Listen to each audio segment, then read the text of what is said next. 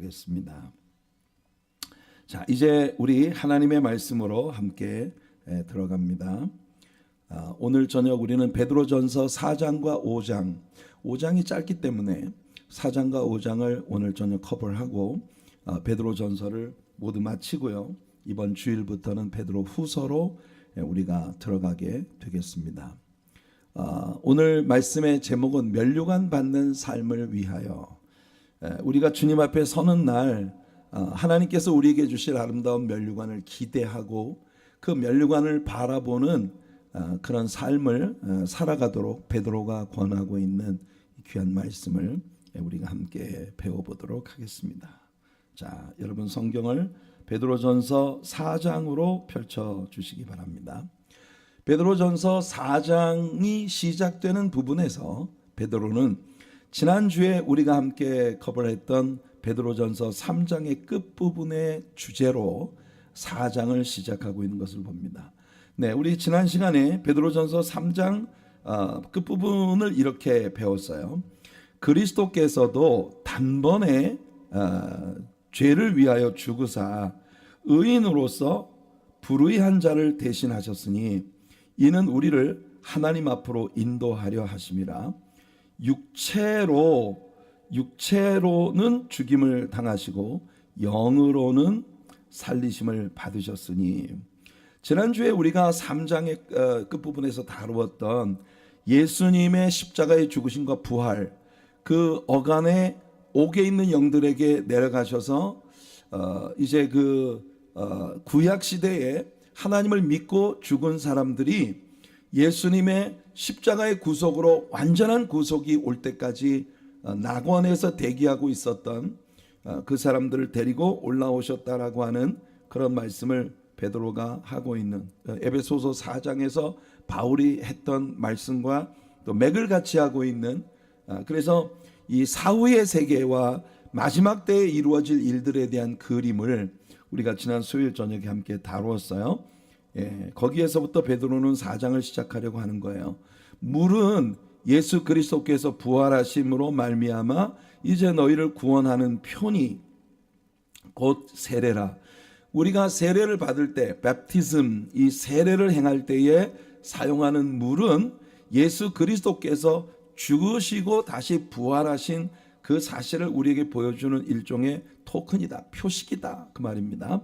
이는 육체의 더러운 것을 제하여 버림이 아니요 하나님을 향한 선한 양심의 간군이라. 그러니까 세례라는 의식 자체가 우리 육체의 모든 죄의 더러운 것을 제거시켜주는 효험을 가지고 있다는 게 아니라는 겁니다.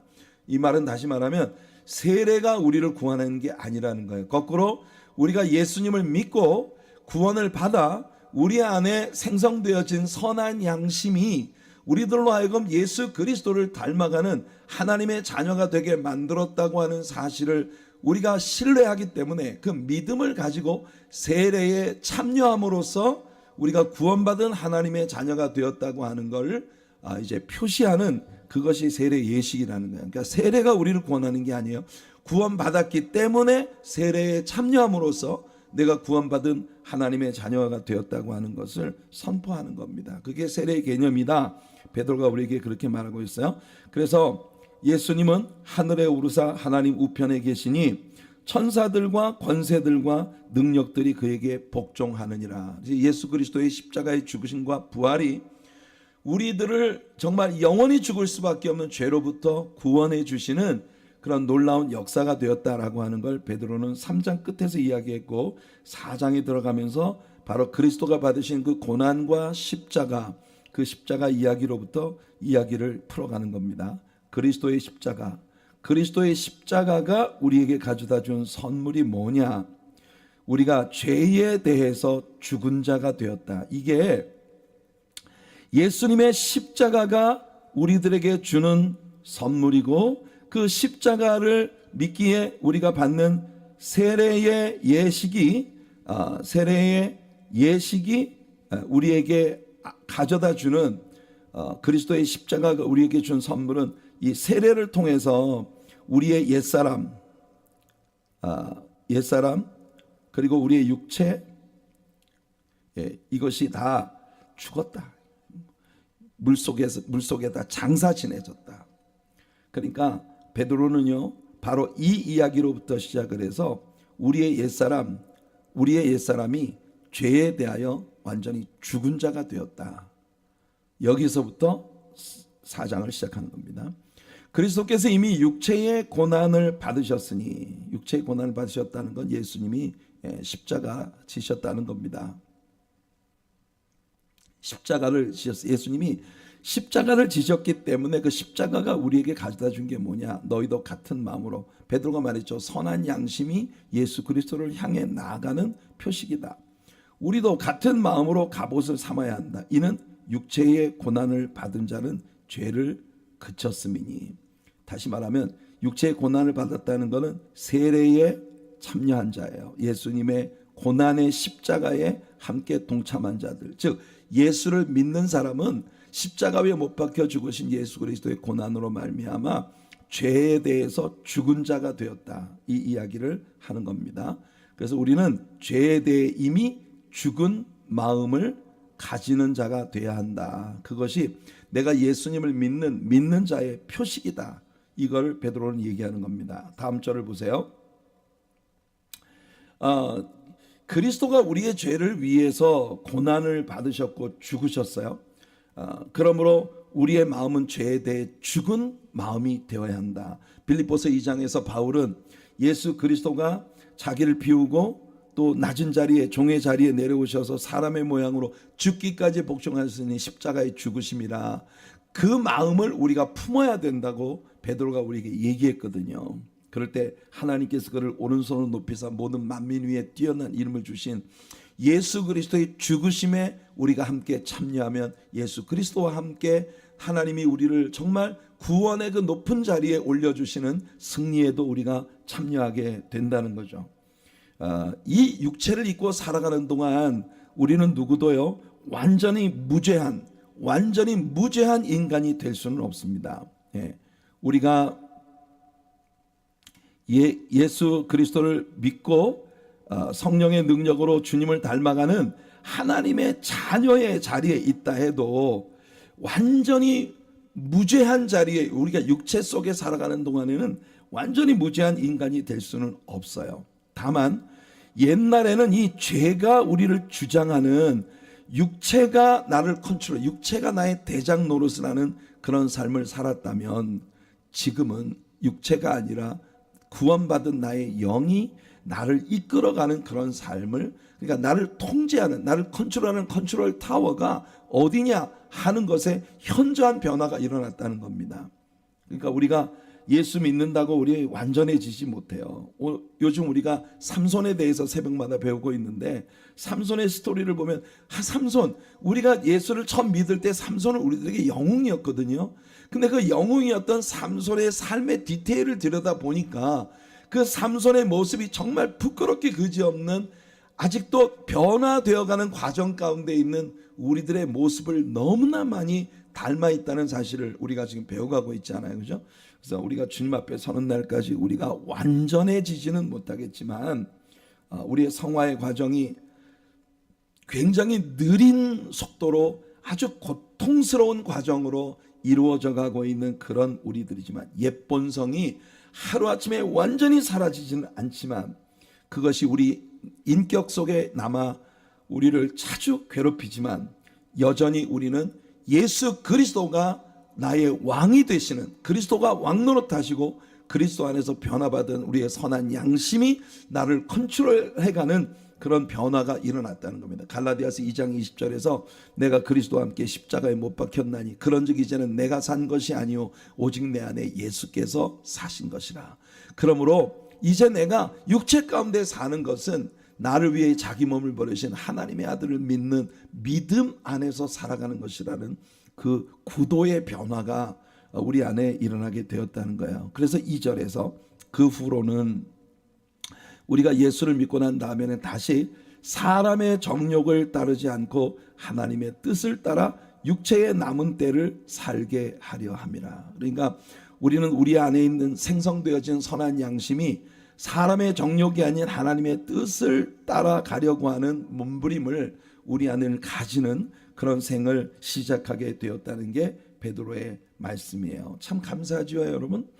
우리의 남은 삶을 오직 주님을 위해서 살게 하려는 것이 하나님의 뜻이다. 우리 같은 사람이, 죄인인 우리가 하나님의 그 고상하고 거룩한 뜻을 위해 살아갈 수 있는 사람이 된다는 거 얼마나 놀라운 가치의 변화입니까? 내 육체와 육체의 갈망의 종으로 살아가는 것이 아니라 주님의 고상한 뜻을 수행하려는 그런 갈망함, 그런 새로운 목마름이 내 안에 들어와서 나를 지배하는 그런 삶을 우리가 시작했다는 거예요. 그게 베드로의 가르침입니다. 우리의 남아있는 모든 삶은 주님을 위해 살게 하려 하십니다. 주님의 뜻을 이루려는 새로운 갈망이, 옛날에는 우리 안에 욕심이 어떻게 하면 내가 남들보다 더 잘 살까, 그냥 더 부자가 되고 더 뭘 누리고 남들 위에 올라서서 뭐를 이기적으로 내 자신을 즐겁게 하는 그런 것들을 마음껏 누리는 그런 삶을 살아갈까, 그게 우리들의 갈망이었다면, 예수 그리스도 안에서 우리 안에 새롭게 생성되어진 우리의 갈망은 나의 인생을 향해 주신 주님의 뜻을 성취시켜 드리려고 하는 새로운 갈망이 우리 안에 일어나고 있다는 거예요. 바울이 에베소 교인들에게 이렇게 말했습니다. 그는 허물과 죄로 죽었던 너희를 살리셨도다. 그때 너희는 그 가운데서 행하여 이 세상 풍조를 따르고, 풍조가 뭐예요? 이 세상 유행을 우리는 따라갔어요. 세상 사람들이 하는 그런 세상의 무드를 따라갔어요. 그리고 공중 권세 잡은 자 사탄을 추종했습니다.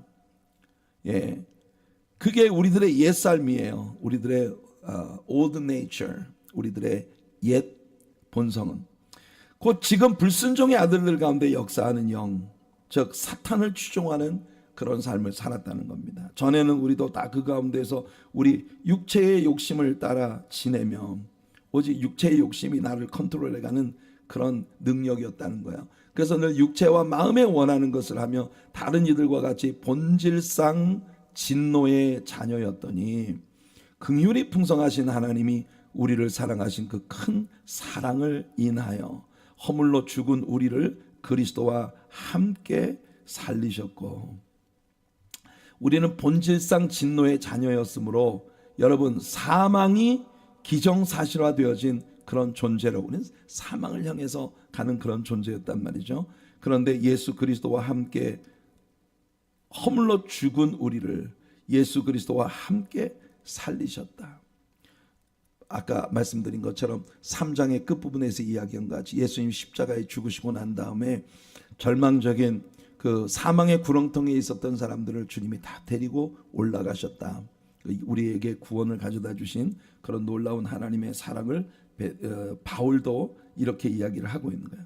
그래서 너희는 은혜로 구원을 받은 것이라.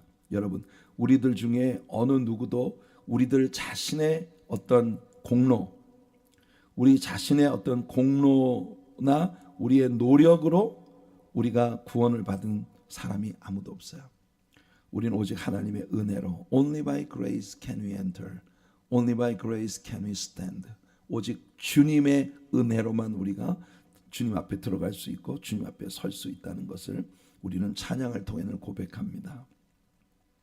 자, 그래서 3절에서 베드로는 너희가 음란과 정욕과 술취함과 방탕과 향락과 무법한 우상 숭배를 하여 이방인의 뜻을 따라 행한 것은 지나간 때로 족하도다.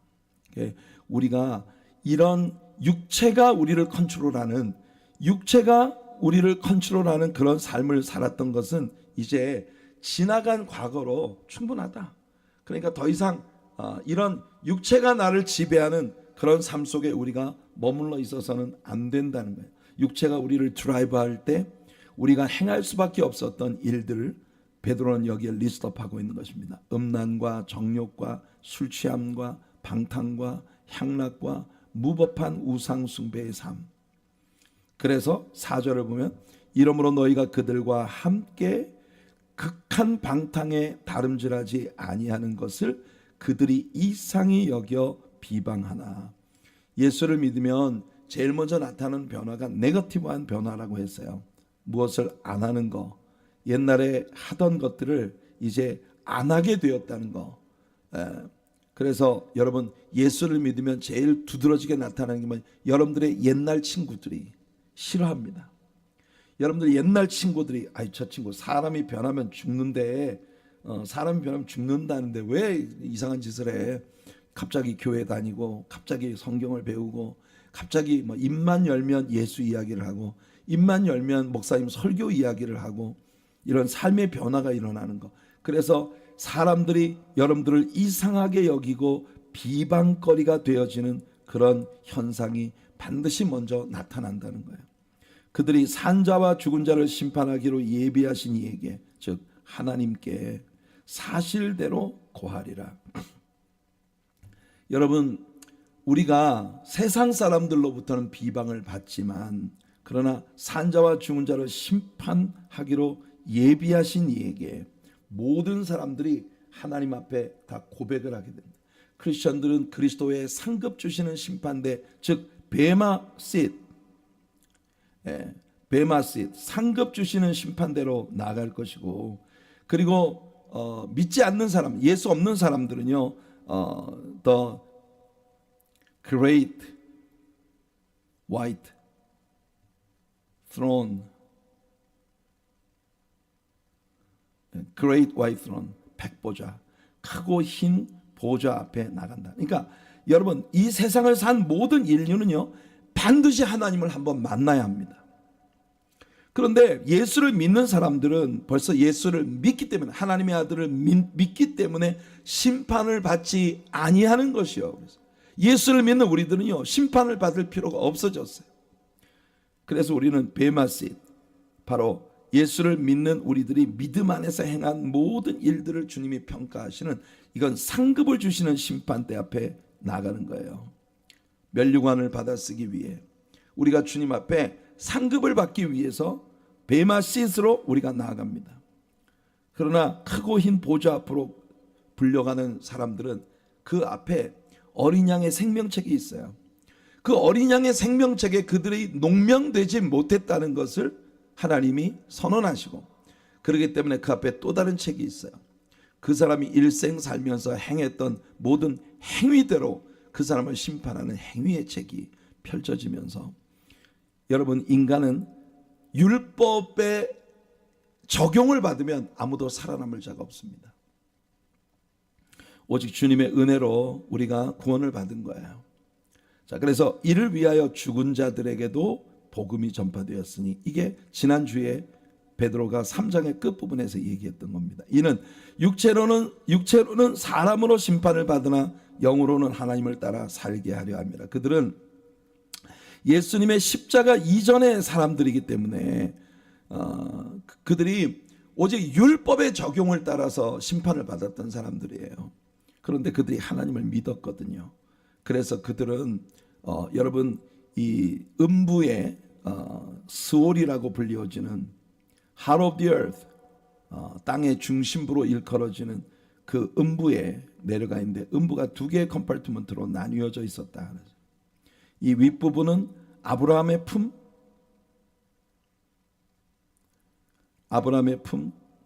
혹은 낙원 패러다이스라고 불리워지는 그런 낙원이라 불리워지는 그런 공간이었어요.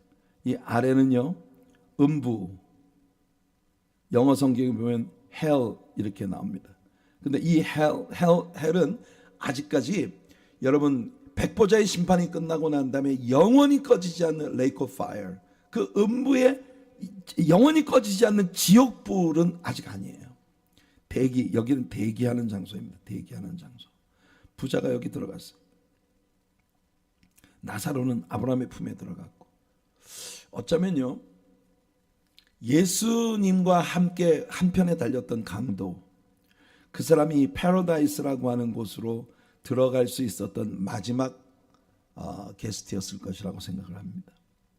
왜냐하면 예수님 십자가에 죽으시고 난 후에 예수님이 여기에 내려가셔서 이 위쪽 컴파트먼트에 있는 아브라함의 품 혹은 낙원이라 일컬어지는 곳에 대기하고 있었던 사람들을 다 데리고 올라오셨다고 하니까 지금 이 위쪽 공간은 다 emptied 돼 있다고 믿습니다.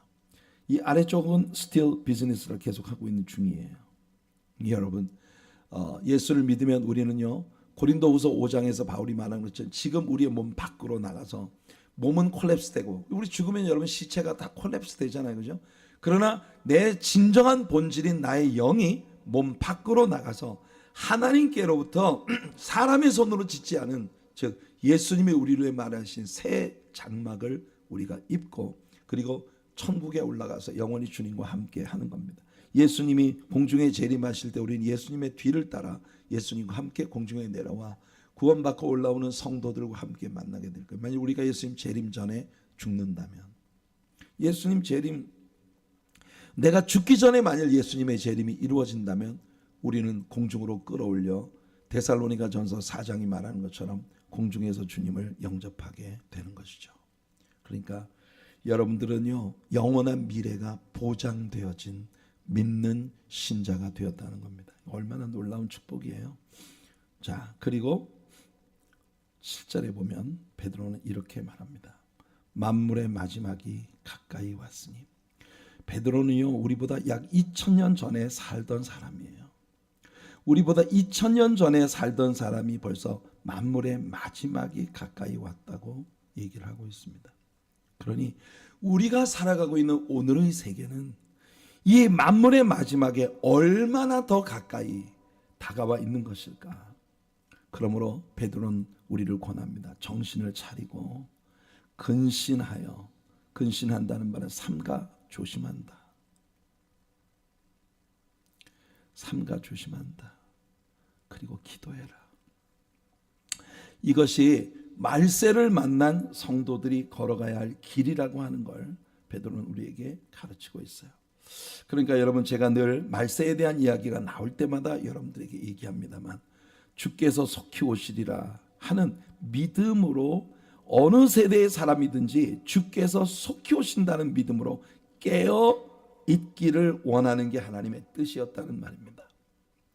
바울도 자기 시대에 예수님이 재림하실 거라고 믿었어요. 베드로도 지금 동일한 말을 하고 있는 거고요. 우리는 우리 시대가 바울이나 베드로 시대보다 훨씬 예수님의 재림에 가까이 와 있는 시대라고 하는 걸 알 수 있죠. 그래서 바울 사도의 말씀에 우린 귀를 기울여야 됩니다. 로마서 13장 11절과 12절 보면, 또한 너희가 이 시기를 알거니와, 어떤 시기예요? 자다가 깰 때가 벌써 되었으니. 성도 여러분, 더 이상 잠들지 마시고 영적으로 깨어있는 여러분들의 생이 되기를 축복합니다. 지금은 자다가 깰 때예요. 이는 이제 우리의 구원이 처음 믿을 때보다 가까웠습니다. 그렇죠. 우리의 믿음이 처음 우리가 예수님을 믿을 때보다 훨씬 더 가까이 왔어요. 밤이 깊고 낮이 가까웠으니 그러므로 우리가 어둠의 일을 벗고 빛의 갑옷을 입자. 빛의 갑옷이란 뭘까요? 하나님의 진리의 말씀으로 옷 입자.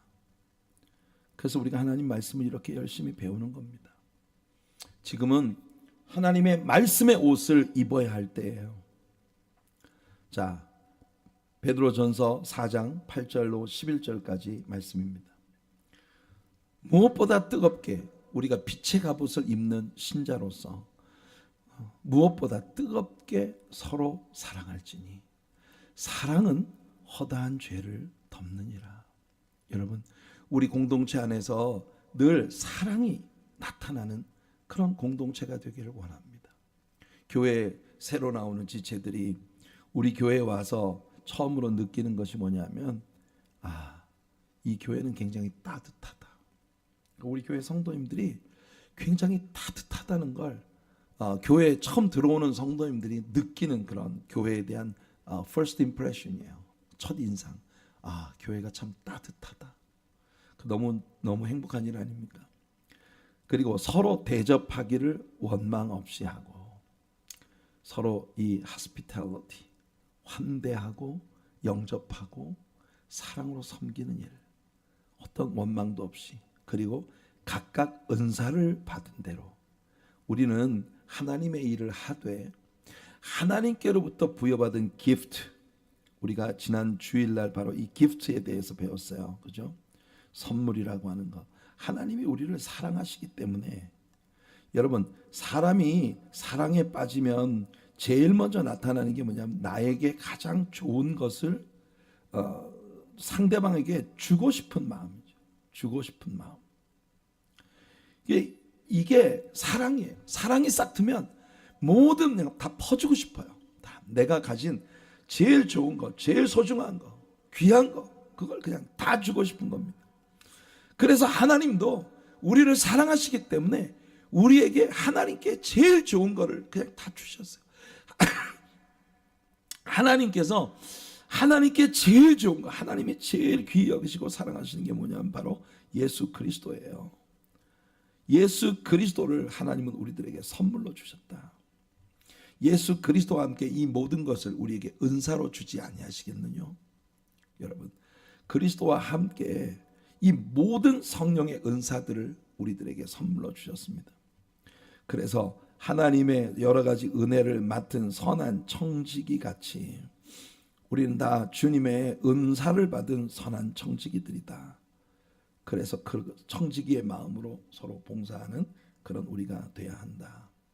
여러분, 베드로가 여기서 흥미로운 말을 하고 있는 거예요. 우리가 서로 봉사한다. 여러분, 우리가 하나님을 사랑하라고 했는데 우리가 하나님을 이 봉사한다는 게 serve 아니에요? serve. 예. 서비스라는 게 뭐예요? 이게 예배예요. 서비스가 예배예요.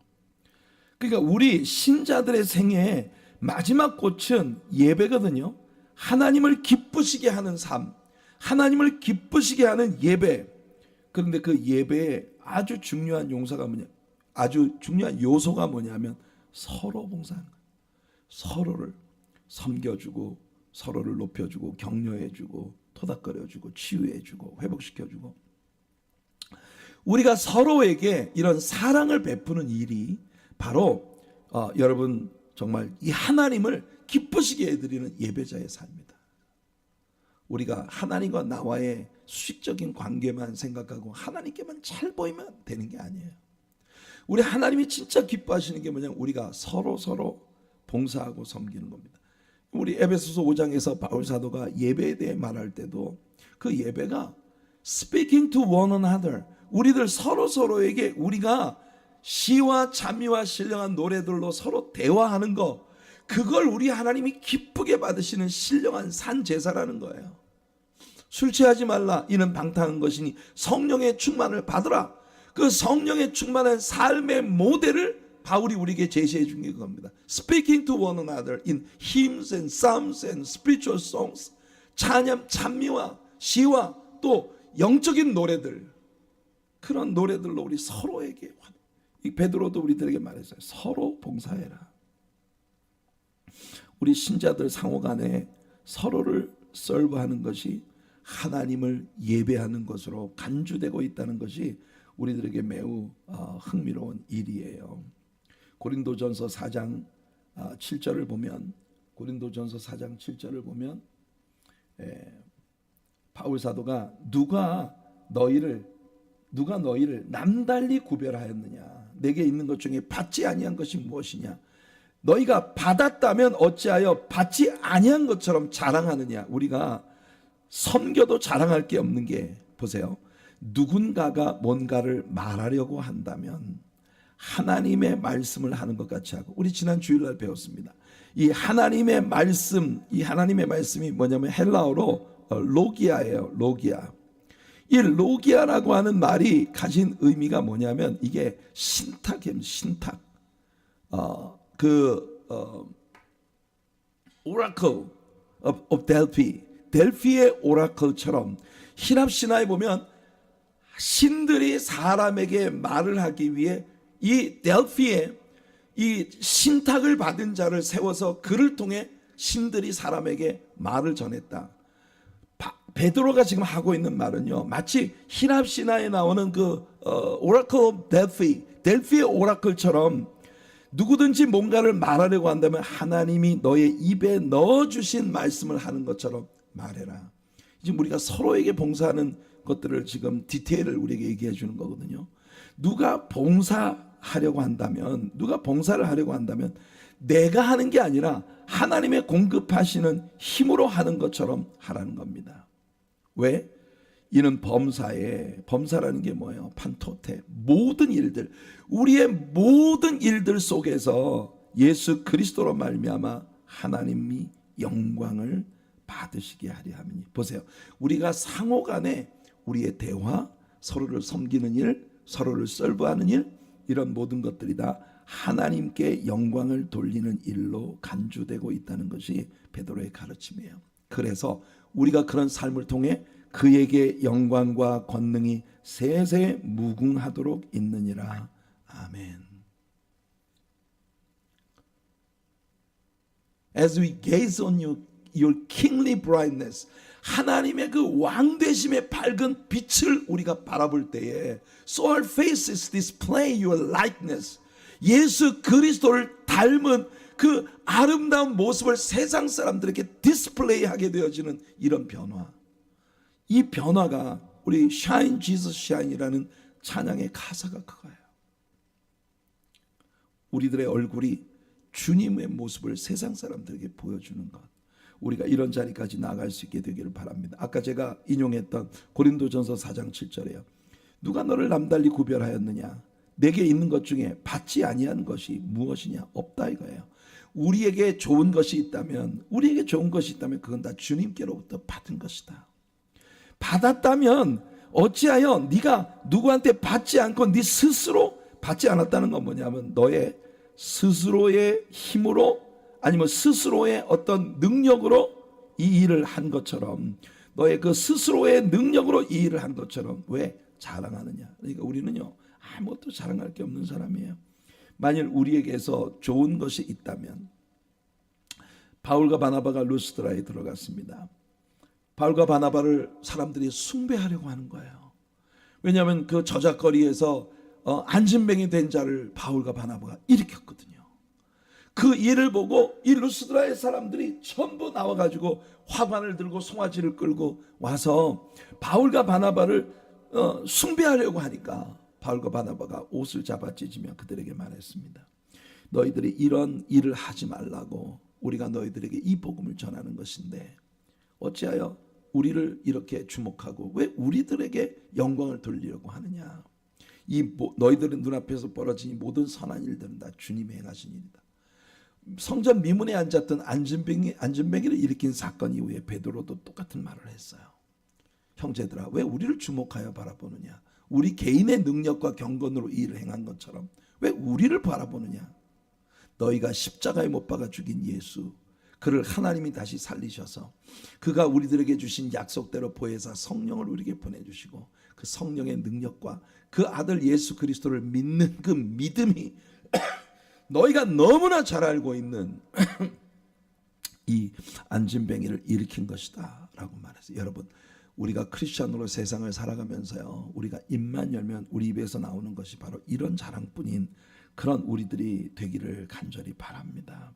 어디 가서든 여러분들이 정말 입만 열면 예수 자랑만 나오는 그런 우리 성도님들의 삶이 되기를 축복합니다. 사랑하는 자들아, 너희를 연단하려고 오는 불시험을 이상한 일 당하는 것 같이 이상히 여기지 말고 오히려 너희가 그리스도의 고난에 참여하는 것으로 즐거워하라. 이는 그의 영광을 나타내실 때에 너희로 즐거워하고 기뻐하게 하려 함이라. 성도 상호간에 아름다운 사랑을 나누고 서로를 격려하고 우리 입에서 나오는 언어, 우리의 삶의 모든 행실이 다 하나님 성령께서 우리에게 기름 부으신 그 선물을 따라, 은사를 따라 행하는 것처럼 그렇게 살아가는 것이 참 고상하고 아름다운 일이지만 세상은요 정말 예수님을 제대로 잘 믿고 살아가는 사람들에게 호의적이지 않습니다. 세상은 예수 잘 믿는 사람에게 호의적이지 않아요. 당연히 우리들의 연약함 때문에 보이는 약점도 있고 우리가 입으로 말하는 것처럼 완전하지 못하다는 것 때문에 주는 실망감도 있겠지만 사람들이 예수를 싫어해요. 그게 여러분 우리가 살아가고 있는 이 세상이 지닌 본질이거든요. 그래서 우리는 많은 고난과 역경이 우리에게 다가올 수밖에 없다.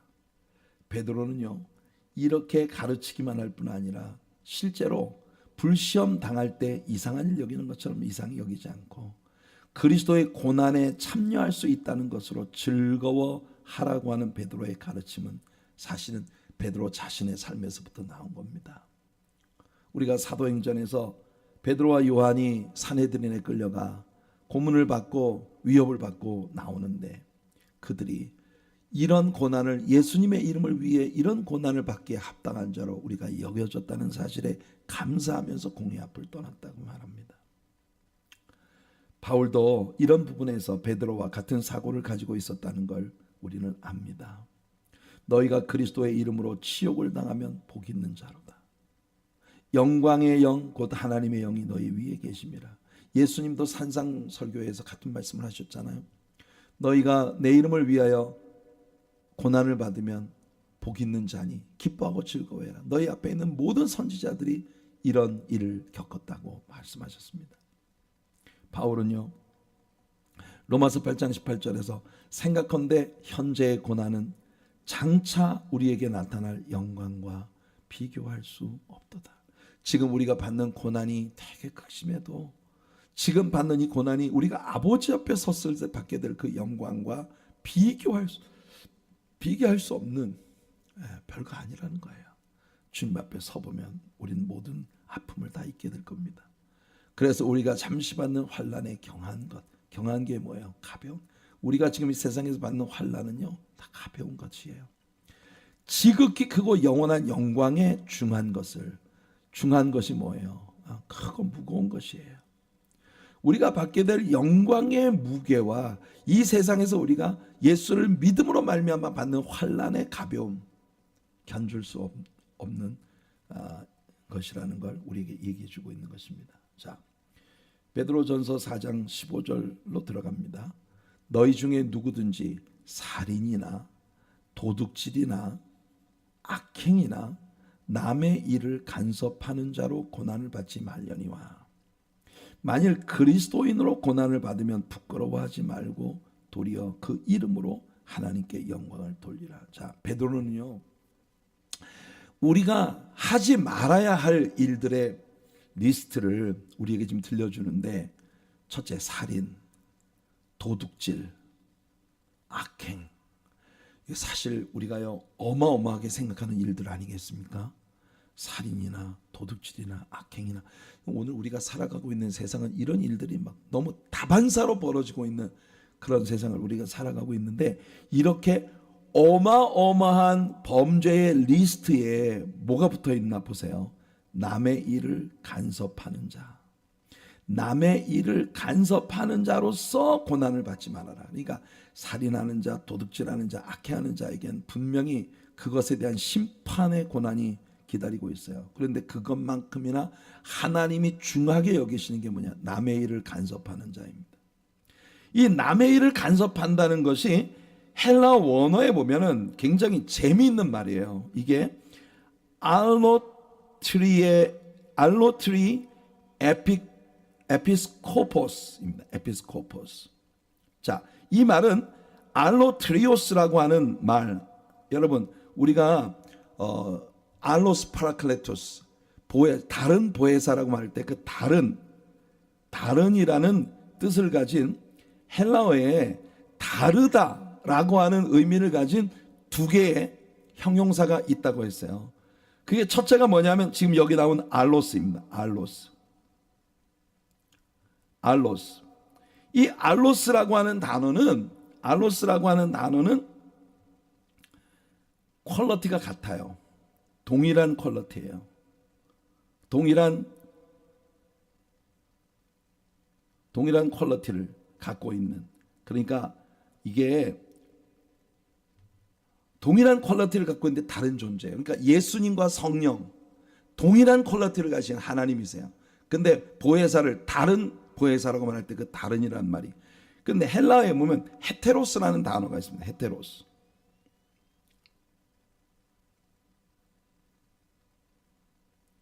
헤테로스라는 단어가 있는데, 이거는 이 헤테로스라고 하는 건 이 위에 액센트가 거꾸로 붙어요. 칸마가 반대로 붙으면 이게 히읗 발음이 나는 겁니다. 헤테로스라고 하는 이 단어가 가진 의미는 뭐냐면 완전 different quality예요. 완전 다른 거예요. 근데 보세요. 남의 일을 간섭한다고 할 때 이 알로트리오스라고 하는 이 단어가 뭘 얘기해 주냐면, 여러분, 우리는요, 사람들이 서로 내 교회 공동체 안에 있는 모든 사람들이 다 알로트리오입니다. 다 동일한 퀄리티를 가진 사람들로 하나님 눈에 비치는 사람들이다, 그 말이에요. 근데 우리가 동일한 퀄리티를 가진 사람들끼리 서로 에피스코포스, 이 에피스코포스라고 하는 단어가 상당히 흥미로운 단어입니다. 에피스코포스는 여러분 뭐냐면요, 에피스코퍼, 여러분들이 혹시 시내 운전을 하고 다니다가 교회 간판에 에피스코퍼 철치라고 써 있는 걸 보신 적이 있는지 모르겠어요. 이게 뭐냐면요, 감독교회입니다. 감독 정치를 하는 교회, 비숍, 감독이 모든 정치를 하는, 그게 에피스코퍼 철치예요. 그 에피스코퍼, 이 감독, 바로 알로트리오, 다른 나와 동일한 퀄리티를 가진 다른 사람에게 에피스코퍼스, 내가 감독 노릇을 하는 거예요. 남에게 이래라 저래라, 남을 보고 너 왜 이렇게 안 해? 저렇게 안 해? 그리고 무엇보다 중요한 게 딴 사람에게 다른 사람의 일들에 대해서 이러쿵 저러쿵 간섭하는 말을 하는 거. 그래서 이 알로트리 에피스코포스라고 하는 이 단어, 헬라어에 굉장히 길죠, 단어가. 알로트리 에피스코포스라고 하는 이 단어가 가진 의미를 영어로 번역한 게 뭐냐면 가스핑입니다. 가습. 예. 남의 이야기 입에 오르르고 이러쿵 저러쿵 남의 일 가지고 내가 막 간섭하는 거. 여러분들이 뭐라고 다른 사람한테 여러분들이 감독자 노릇을 하려고 합니까? 에피스코포스는 감독, 그러니까 교회 정치에 있어서 최고 그 권위를 가진 사람이 비숍. 에피스코포스 정치에 있어서는 비숍이에요. 그런 위치에 나를 놓는 겁니다. 그게 얼마나 교만한 일이에요. 다른 사람의 일에 대해서 이러쿵 저러쿵 하는, 여러분, 그 사람 다 우리와 같은 퀄리티의 사람들이다. 그러니 남에 대해서 간섭하고 이러쿵 저러쿵 가습, 루머, 이런 거를 습관적으로, 지금 여러분 우리는요, 야고보서에서부터 지금 베드로의 서신까지 계속해서 이 가스핑에 대해 하나님이 굉장히 경멸하신다는 걸 배우고 또 배우고 있어요. 우리 주의해야 합니다. 우리 하나님 앞에서 우리 동일한 성도들은요, 헤테로스가 아니에요. 서로 질이, 퀄리티가 다르잖아요. 우리가 뭐 사람들을 갖다가 퀄리티로 나눌 수 있다면 뭐 어떤 걸 나누겠어요? 부자다 가난한 사람이다, 유식하다 무식하다, 어른이다 아이다. 사람이 나눌 수 있는 많은 종류의 디비전이 있어요. 그러나 하나님은 그것 자체를 기뻐하지 않으십니다. 우리는 알로트리오스, 이 알로트리오스라고 하는 동질의 퀄리티를 가진 동료 인간이에요. fellow worker들이에요. 자, 이어지는 다음 말씀을 보면, 하나님의 집에서 심판을 시작할 때가 되었나니, 베드로는요, 심판 날이 가까이 오고 있다고 말하는데, 그 심판이 어디에서부터 시작돼요? 하나님의 집에서. 하나님의 집이 어디예요? 교회에서부터 모든 하나님의 심판이 시작된다. 만일 우리에게 먼저 하면 하나님의 복음을 순종하지 아니하는 자들의 그 마지막은 어떠하며, 또 의인이 겨우 구원을 받는다면 경건하지 아니한 자와 죄인은 어디에 설 수 있겠느냐. 베드로는 이 말을 통해서 하나님의 심판의 무서움이 하나님을 믿는 자녀들에게서부터 심판이 시작된다고 생각해 봐라. 근데 우리 하나님을 믿는 자녀들이 받는 심판은 뭐예요? 놀랍게도 우리는 베마 셋, 우리 하나님이 우리에게 상급 주시는 심판대 앞에 우리가 나가게 된다는 겁니다. 얼마나 기막힌 은혜를 예수님 때문에 받은 거예요. 그렇지만 항상 성경은 에스겔서에도 보면은요, 하나님께서 성전을 다 측량하라고 하고 하나님의 심판을 제단에서부터 시작해라, 이렇게 말씀하고 계신 거 우리가 에스겔서를 통해 배웠지 않습니까? 사실은 우리가 구원받는 건 절대 우리의 메리트나 우리의 공로 때문이 아닙니다. 예수님 때문에 구원받은 거예요. 그러니 예수 없는 자가 받게 될 그 심판은 얼마나 무서운 심판이냐, 그걸 베드로가 말하는 겁니다. 그러므로 하나님의 뜻대로 고난을 받는 자들은 또한 선을 행하는 가운데 그 영혼을 미쁘신 창조주께 의탁할지어다. 예수님이 아버지여 내 영혼을 아버지 손에 부탁하나이다 라고 십자가 위에서 기도하셨던 것처럼 그렇게 우리 삶을 주님께 의탁하는 그런 신자의 삶을 살아야 한다는 겁니다. 우리의 삶에 다가오는 어떤 상황 속에서도 우리 영혼을 오직 신실하신 창조주께 맡기는 그런 믿음의 신자들이 되기를 원합니다. 그리고 이제 5장으로 들어가면서 베드로는요 장로들에게 이야기를 합니다. 장로들이란 뭐냐? 교회 리더십들에게 주는 권고예요. 그럼 교회 리더십은 뭐냐? 여러분들이 교회 리더십을 이야기하면 당연히 목사님, 장로님, 당회 이런 걸 떠올리게 되겠죠. 그러나 크리스천 리더십은 여러분 직분의 고하에 달려있지 않습니다. 예수 믿고 구원받은 여러분들 모두가 다 하나님 앞에서는 나름대로 은사를 받고 주님을 섬기는 리더들이에요. 베드로의 설명을 우리 한번 들어봅시다. 너희 중 장로들에게 권하노니 나는 함께 장로된 자요 그리스도의 고난의 증인이요 나타날 영광에 참여할 자니라. 자, 지금 베드로가 여기 이 장로들을 이야기할 때 베드로가 쓴 헬라어가 뭐냐면 프레스비테로스입니다. 프레스비테로스라고 하는 이 단어가 영어의 프레스비테리. 여러분 이 프레스비테리가 뭐냐면 우리 장로교회 아니에요?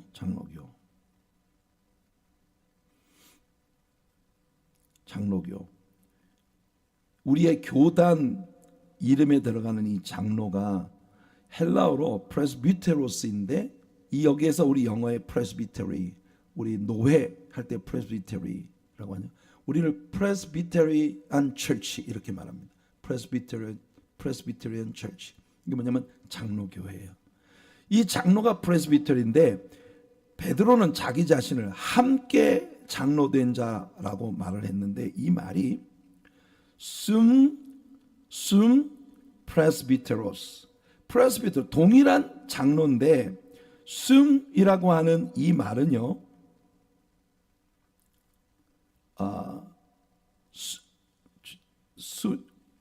슌 이게 니예요. n입니다. 여러분 이 시그마가 그 대문자로 쓸 때는 여러분들이 수학할 때 왜 시그마 있잖아요. 그거예요. 그리고 이 시그마가 중간에 들어갈 때는 이렇게 바뀌고 이 단어가 끝에 들어갈 때는 이렇게 영어의 S자 같이 생긴 단어로 바뀝니다. 그런데 이게 순이라고 하는 말이 뭐냐면요. fellow, 동료, 완전히 동질의 사람. 지금 제가 이 이야기를 여러분들에게 왜 들려드리냐면 베드로가 교회에 있는 장로님들과 자기 자신을 동일한 위치에 있는 순 presbyteros, fellow elder, 나도 너희들과 동일한 fellow, 동역자 장로다. 이렇게 베드로가 자기 자신을 부르고 있다는 겁니다. 그러니까 완전히 베드로가 다른 교회의 다른 장로들과 자기 자신을 동일시하고 있는 그런 표현을 하고 있다는 겁니다. 그러니까 여러분 기독교 교회 안에 있는 직분은요 절대 계급이 아닙니다.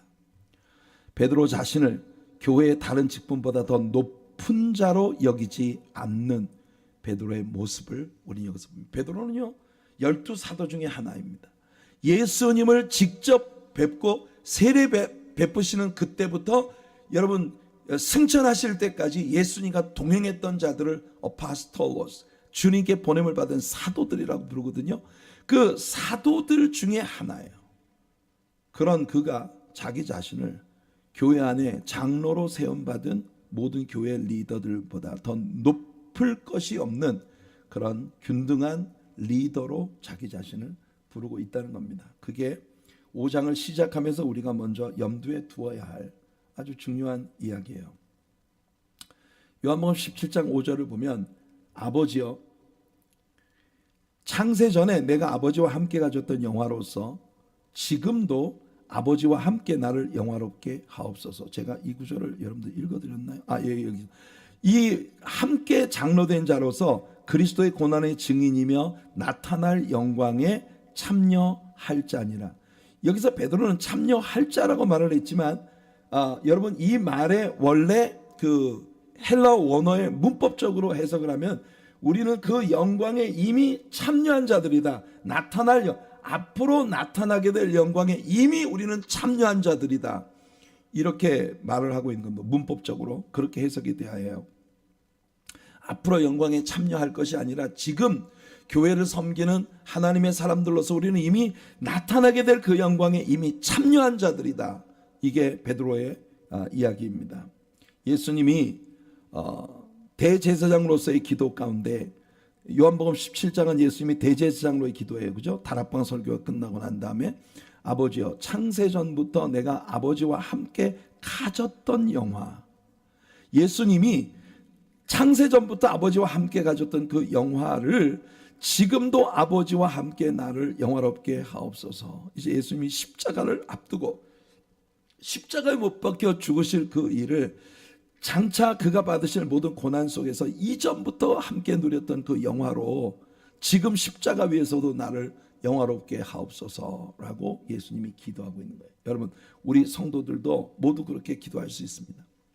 예수님이 창세전부터 아버지와 함께 나눴던 영광을 이 땅에 사시는 동안에 그가 누렸듯 우리들도요 장차 아버지의 나라에서 누리게 될 그런 모든 영광을 지금 이 땅에서 성도로서 주님을 섬기는 사람들로서 누릴 수 있다는 겁니다. 특별히 바울 사도는요 베드로는 직분을 맡아 교회를 섬기는 사람들에게 권고를 하고 있어요. 그러면 직분을 맡아 교회를 섬기는 사람들은 어떤 마음을 가지고 섬겨야 하느냐? 첫 번째 베드로가 하는 말이 기꺼운 마음으로 억지로 하지 말고 기꺼이 하는 마음으로 하자. 이것이 베드로가 이야기하는 첫 번째 조건입니다. 보세요. 너희 중에 있는 하나님의 양무리를 치되, 여러분 치는 게요 비름이 아니에요. 네? 빛이 뭐예요? 때리는 거 아니에요. feed them입니다. 친다. 양을 친다고 할 때 양을 치는 게 아니고 beating 하는 게 아니고 feeding 하는 거예요.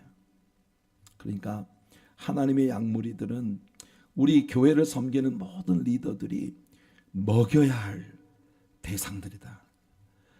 억지로 하지 말고 무엇을 해도 억지로 하지 말고 하나님의 뜻을 따라 자원함으로 하며 더러운 이득을 위하여 하지 말고 기꺼운 마음으로 해라. 여러분 성도들을 섬기는 일에 있어서 내가 이렇게 하는 게 나한테 뭐가 남지 않아도 내가 이렇게 하는 것이 인간적인 이득을 내게 가져다 주지 않는다 하더라도 우리가 자원하는 마음으로 억지로 하지 말고 기꺼운 마음으로 정말 즐거이 내가 이거 안 하면 미칠 것 같은 그런 사랑하는 마음으로 하라는 겁니다. 그 다음에 베드로는 뒤에서 채찍질을 하는 리더십이 아니라 앞장서서 헤쳐나가는 리더십이 되자 이렇게 권해요. 보세요. 맡은 자들에게 주장하는 자세를 취하지 말고 양무리의 본이 되라. 어떤 일이든지 희생하고 섬기고 대접하고 사랑하고 하는 이런 모든 일에서 뒤에서 채찍질하면서 가! 이렇게 여러분 리더십은요 두 가지예요. 뒤에서 채찍질하는 리더십이 있고 앞에서 본을 보여주면서 인내하고 참으며 이 사람들이 바로 주님의 교훈을 언젠간 받고 깨닫는 날이 오리라는 기대감을 가지고 섬기는 그런 리더십이 있어요. 베드로는 우리들에게 그런 리더십을 가지라고 말을 하고 있는 것입니다. 요한복음 13장에서 예수님이 기막힌 말씀을 하십니다. 여러분 잘 아시죠? 최후의 만찬 끝나면서 허리에 수건을 동이고 제자들의 발을 씻기십니다. 발을 씻기시고 난 다음 예수님이 하신 말씀이에요. 너희가 나를 주라 또는 선생이라고 하니 너희 말이 옳도다.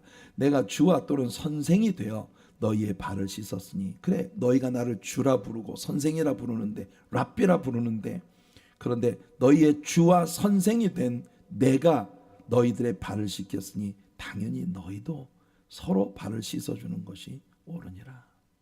내가 너희에게 행한 것 같이 예수님은 먼저 제자들에게 당신이 행하시고 그것을 본으로 보여주셔서 너희들도 행하게 하려 한다고 말씀하고 계시는 것입니다. 예수님이 보여주신 본을 우리는 따라가야 하고, 우리들도 본이 되어 아직 믿음이 연약한 사람들에게 정말 믿는 자가 어떻게 살아가야 하는지를 본을 통해 보여주는 그런 우리들이 돼야 한다는 겁니다. 내가 진실로 진실로 너희에게 이르노니 종이 주인보다 크지 못하고. 예수님이 하신 말씀이 그예요. 너희가 나를 주라고 부르잖아. 그럼 너희는 나의 종이라는 뜻이지? 종이 주인보다 클 수 있어? 그렇다면 나보다 큰 자처럼 굴지 말아라. 그게 예수님께서 주시는 말씀이에요. 우리 중에 어느 누구도 예수님보다 큰 자처럼 굴면 안 됩니다. 네? 목사라는 직분을 가지고 있든 장로라는 직분을 가지고 있든 우리가 어떤 위치에 있어도 우리가 마치 예수님보다 높은 자인 것처럼 행세하면 안 된다는 거예요. 우리는 다 종의 마음을 가져야 합니다. 그래서 베드로는 종의 마음을 가져라. 어떤 일에도 주장하는 자세를 취하지 말아라. 어떤 일에도 주장하는 자세를 취하지 말고 종으로서 종의 마음을 가지고 섬기라고 말하는 겁니다. 그리하면 우리가 그렇게 주님을 그런 마음으로 섬기다 보면 우리의 목자장이신 예수님이 나타나실 때, 예수님이 재림하시는 날 시들지 아니하는 영광의 면류관을 얻으리라.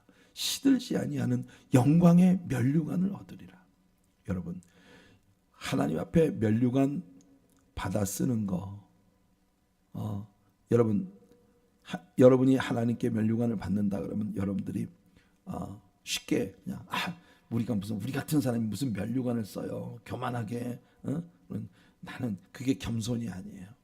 주님은요, 어린아이처럼 주님께서 주실 상급을 바라보는 마음으로 순진무구하게 주님을 기쁘시게 해드리는 삶을 살고자 막 애쓰는 그런 삶을 사는 거, 그 하나님 기뻐하십니다. 어른처럼 하려고 하지 마세요. 그래서 예수님이 너희가 천국에 들어가려면 뭐예요? 천국에 들어가려면 어린아이 같이 돼야 된다고 말씀하고 있어요. 여러분, 우리는 누가복음에 나오는 예수님의 선한 사마리아인의 비유를 참 사랑합니다. 그 선한 사마리아인이 예수님의 그림이에요. 길에서 강도를 만나 거반 죽게 된 사람을 데리고 가 주막에 맡기잖아요. 하룻밤을 정성껏 보살펴주고 떠나면서 주막 주인에게 돈을 줍니다. 그러면서 이 환자를 끝까지 보살펴달라. 여러분, 이 주막이 바로 교회예요. 교회. 그 교회를 섬기는 주의 종과 성도들에게 상처 입은 영혼들을 주님이 맡기신 거예요. 그때 예수님을 나타내는 선한 사마리아인이 주막 주인에게 준 약속이 뭐였습니까? 부비가 더 들면 내가 돌아올 때 반드시 갚겠다. 성도 여러분, 지금 우리는 있잖아요.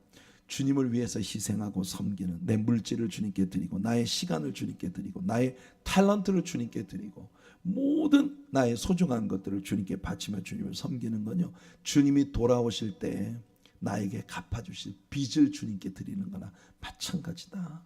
그게 예수님의 가르침인 거예요. 이게 얼마나 놀라운 일입니까? 자, 바울은 디모데에게 의의 면류관에 대해 이야기했어요. 자기 자신은 의의 면류관을 기다리고 있다. 우리 모두 면류관 받기를 기대하는 사람이 됩시다. 여러분, 면류관 받아쓰기를 기대하는 여러분들 되시기를 축복합니다. 바울이 말했어요. 이제 후로는 나를 위하여 의의 면류관이 예비되었으므로 주 곧 의로우신 재판장이 그날에 내게 주실 것이며 내게만 아니라 주의 나타나심을 사모하는 모든 자에게 도리니라. 그러니까 여러분, 성경 가운데 면류관이 참 많아요. 종류가 많아요. 의의 면류관, 또 뭐 승리의 면류관, 기쁨과 자랑의 면류관, 기쁨과 자랑의 면류관. 베드로가 말한 시들지 않는 면류관, 영광의 시들지 않는 영광의 면류관.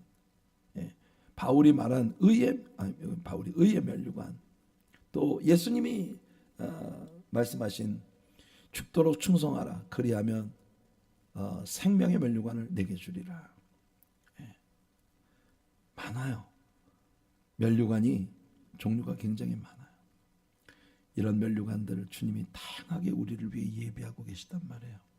그러니 여러분, 주님 앞에 서는 날 그 면류관 받아쓰기를 기대하며 주님을 향해 나아가는 우리들이 되기를 원합니다. 자, 베드로는요, 마지막은 아직 아니에요. 장로들의 섬김을 받는 지체들에게는 시간이 끝나야 될 시간이기 때문에 제가 마음이 바빠지네요. 이번에는 아까는 장로들에게 권고를 했어요. 이번에는 장로들의 섬김을 받는 지체들에게 베드로가 권고합니다. 젊은 자들아, 이와 같이 장로들에게 순종하고 다 서로 겸손으로 허리를 동이라. 하나님은 교만한 자를 대적하시되 겸손한 자들에게는 은혜를 주시느니라. 그러므로 하나님의 능하신 손 아래에서 겸손하라. 때가 되면 너희를 높이시리라. 만고불변의 진리예요. 예수님도 낮아지시니까 하나님이 오른손으로 높이셨다 하지 않습니까? 시편 75편에 보면 무릇 높이는 일이 동쪽이나 서쪽에서 말미암지 않고 남쪽에서도 말미암지 않고 오직 재판장이신 하나님이 이를 낮추시고 저를 높이시느니라. 하나님은 높이시고 사람을 높이시고 낮추시는 건 하나님의 소관이다. 그러니까 우리는요, 죽도록 충성하고 주님 오시는 날 면류관 받아쓰기를 기대하는 그런 우리들이 되기를 원합니다. 자, 우리 모든 신자들이 지금 배워야 할 중요한 교훈을 베드로가 우리에게 말합니다. 너희 염려를 다 주께 맡겨라. 여러분, 예수 믿으면서 근심 걱정 엄청 많잖아요, 그죠? 그 염려가 생활 때문에 오는 염려도 있지만 진리를 완전히 이해하지 못하는 것 때문에 내게 오는 염려도 많아요. 목사님이 이렇게 말씀을 하시는데 그러면 이런 건 어떻게 되는 거지? 여러분, 다 주님께 맡기세요. 이는 그가 너희를 돌보심이라. 여러분, 아까 I cast all my cares upon you, 우리 찬양 불렀어요, 그죠? I lay all of my burdens down at your feet. 주님의 발 아래 우리의 모든 염려를, 모든 무거운 짐을 다 내려놓으면, I cast all my cares upon you, 우리 주님 앞에 모든 무거운 짐을 다 내려놓습니다.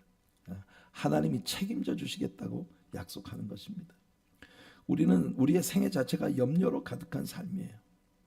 예수님도 제자들에게 뭘 먹을까, 뭘 입을까, 뭘 마실까 염려하지 마라. 그다 이방 사람이 구하는 것이다. 너희 아버지께서 너희가 염려하기 전에, 구하기 전에 이미 다 알고 계시다. 너희에게 필요한 것이 뭔지 아버지께서 다 알고 계시다. 그렇게 말씀하고 계시는 겁니다. 자, 근신하라, 깨어라. 너희 대적 마귀가 우는 사자같이 두루다니며 삼킬 자를 찾나니 너희는 믿음을 굳건하게 하여 그를 대적하라. 마귀는 대적해야 돼요. 그러면 마귀가 우리를 떠납니다. 세상에 있는 너희 형제들도 동일한 고난을 당하는 줄 알미라. 여러분, 인생 살 때 제일 중요한 승리의 비결이 뭐냐면요, 모든 내가 당하는 고난이 나만 당하는 고난이 아니라는 걸 아는 겁니다. 종류는 달라도 세상을 살아가는 우리 동료 인간들이 모두가 다 고난 속에 있다는 거예요. 모든 은혜의 하나님 곧 그리스도 안에서 너희를 부르사 자기의 영원한 영광에 들어가게 하시니가 잠깐 고난을 당한 너희를 친히 온전하게 하시며 굳건하게 하시며 강하게 하시며 털을 견고하게 하시리라. 여러분, 세상에서 그 곤고함 가운데 믿음을 지키면 주님이 오시는 날 우리들에게 반드시 보상해 주신다. 권능이 세세 무궁하도록 그에게 있을지어다. 아멘. 이렇게 베드로전서가 모두 마쳤습니다. 야고보는 말합니다. 그런즉 너희는 하나님께 복종할지어다. 마귀를 대적하라. 그리하면 너희를 피하리라. 하나님을 가까이 하라. 그리하면 너희를 가까이 하시리라. 여러분, 하나님을 가까이 하세요. 그러면 하나님이 여러분을 가까이 하십니다. 마귀는 대적하면 물러갑니다. 왜냐하면 우리 안에 계시니가 세상에 있는 자보다 크기 때문이에요. 요한이 말했죠. 자녀들아, 너희는 하나님께 속하였고 또 그들을 이겼나니 이는 너희 안에 계시니가 세상에 있는 자보다 크심이라. He that is in us, 우리 안에 계신 그분이 greater than he that is in the world, 세상에 있는 자보다 그가 더 크시기 때문에 우리는 예수 안에서 승리하는 자들입니다. 자, 이제 마무리 문안 인사로 이제 베드로 전서의 바디 부분은 끝났고 마지막 마무리 문안 인사를 하는데 베드로 사이드에 있는 사람과 문안을 받는 사람들에 대해 베드로가 말합니다. 내가 신실한 형제로 아는 실루아노로 말미암아. 예, 이 실루아노라는 이 사람의 이름이 바로 그 시그마예요. 시그마로 시작이 된 실루아노.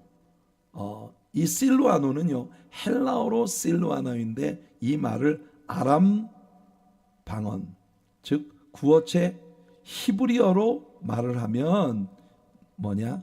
바로 사일라스입니다. 이게 누구냐? 바울과 2차 전도 여행을 함께 했던 바로 실라예요. 내가 신실한 형제로 아는 그 실라로 말미암아 너희에게 간단히 써서 권하고 이것이 하나님의 참된 은혜임을 증언하노니 너희는 은혜에 굳게 서라. 지금 베드로 옆에서 실라가 베드로의 편지를 대필 해주고 있다는 걸 우리들에게 얘기합니다. 택하심을 함께 받은 바벨론에 있는 교회가 너희에게 문안하고. 여러분 진짜 뜬금없는 말이에요. 베드로가 왜 바벨론에 있어요?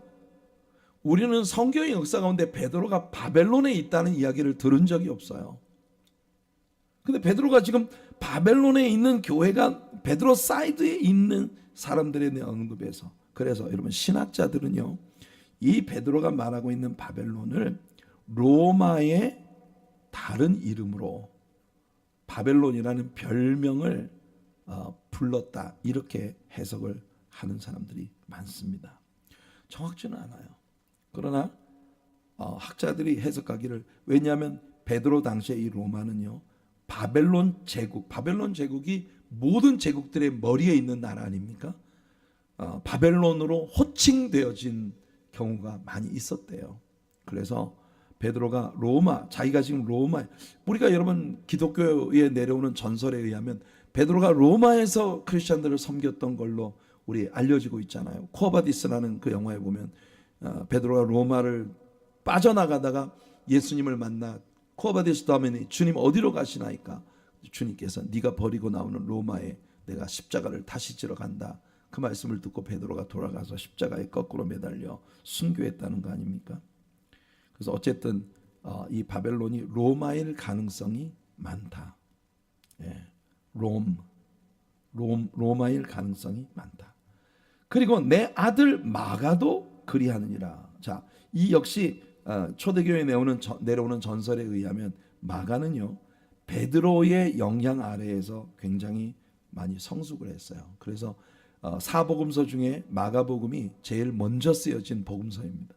그래서 원마가설 그런 그 신학적인 학설이 있는데 마가는 베드로의 영향 아래에서 교육을 받은 로마에 있으면서, 그래서 마가도 베드로 옆에서 지금 문안을 하고 있다. 그리고 너희는 사랑의 입맞춤으로 서로 문안하라. 이 사랑의 입맞춤이라는 것이 아브라조라고 하는 초대 크리스천들의 인사법이에요. 취키스를 하는 겁니다. 사람들이 서로 허그를 하면서 취키스를 하면서 사랑의 입맞춤으로 서로에게 문안을 하는 그와 같은 일들을 해서 이 관습이에요. 그리스도 안에 있는 너희 모든 이에게 평강이 있을지어다. 그리스도 안에라고 하는 단어와 평강이라는 이 두 단어는 항상 같이 갈 수밖에 없어요. 에이레네.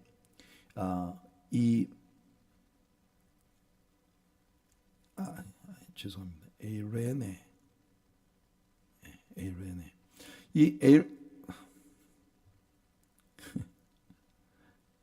에이레네. 예. 이 에이레네라고 하는 이 평강은요 히브리어의 샬롬이라고 하는 단어와 같은데, 이게 그냥 보통 우리가 피스라고 말을 하면 되게 아무런 일도 일어나지 않는 잠잠함 가운데에서 누리는 그런 안일한 평안, 이걸 떠올리게 되는데, 이 에이레네라고 하는 이 평강은요 환경적으로 엄청 파도가 치고 막 거친 그런 환경적인 요동함이 있을지라도 그리스도 안에 있기 때문에 누릴 수 있는 그런 되게 차원 높은 평화예요. 에이레네. 성경에서 바울도 이 에이레네를 많이 썼죠. 은혜와 평강이 너희 무리에게 있을지어다. 평강. 바로 여러분 오늘 여러분들의 생애 속에도 바로 이 에이레네 이런 의미의 평강이 넘치는 믿음의 승리자들이 되시기를 예수님의 이름으로 축복해 드립니다.